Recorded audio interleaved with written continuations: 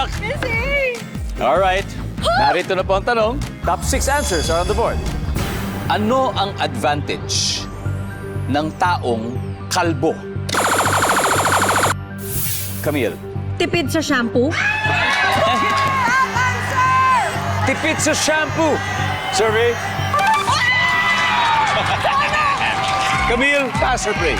Play! Alright, let's play. Miss Abby, balik po muna tayo. Camille. Shane, anong advantage ng taong kalbo?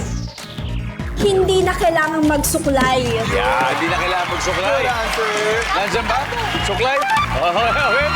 Prince, advantage ng taong kalbo. Di na kailangan magpagupit. Yan, siyempre. Tipid sa pampagupit. Oh yeah. Mariel? Hindi magkakakuto. Oo nga naman. Survey says... Hanep. Camille, anong advantage ng taong kalbo? Hindi na iinitin. Oo nga, totoo yan, totoo yan. Kasi parating presko. Yes. Di ba? Nandyan ba? Hindi na daw naiinitan. Aba? Aba?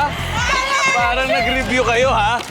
Ang galing. Shane, Hindi na kailangang bumili ng mga ipit. mga ipit.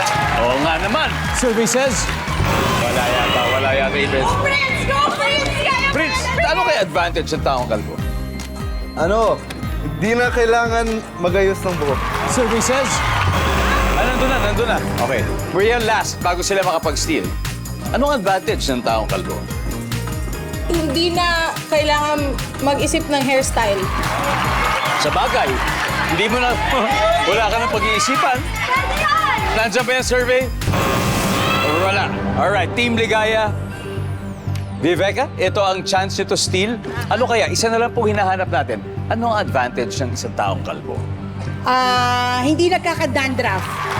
Walang dandruff. Mel, tingin mo. Wash and go. Wash and go? Ha? Dion? Siguro, hindi na kailangan maglagay ng mga gel, pamada sa buhok. Hindi kailangan ng gel, pamada. Miss Amy, isang tamang sagot lang. So, ang advantage ng taong kalbo kaya ay... Sige, hindi na lang nagkaka-dandruff. Yan. Yun na lang. Okay sa inyo yun? Sige. Hindi nagkaka-dandruff. Okay. Hindi Sige. nagkaka-dandruff. Ang final answer nila, no more dandruff. Goodbye dandruff, di ba? Alright, we'll see. Nandyan ba? Hindi nagkaka-dandruff. Wala. Alright, tignan natin. Ano kaya ito? Number 6, please. Wala lang, malinis signal, di ba? Yan ang totoong clean cut. Di ba? Clean cut. Anyway, agad-agad round 1, Team Olive. Meron na kayo 87 points. Sabi ng Team Ligaya, round 1 pa lang naman. May 3 more rounds pa para makabawi. Kaya, paghahandaan natin yan.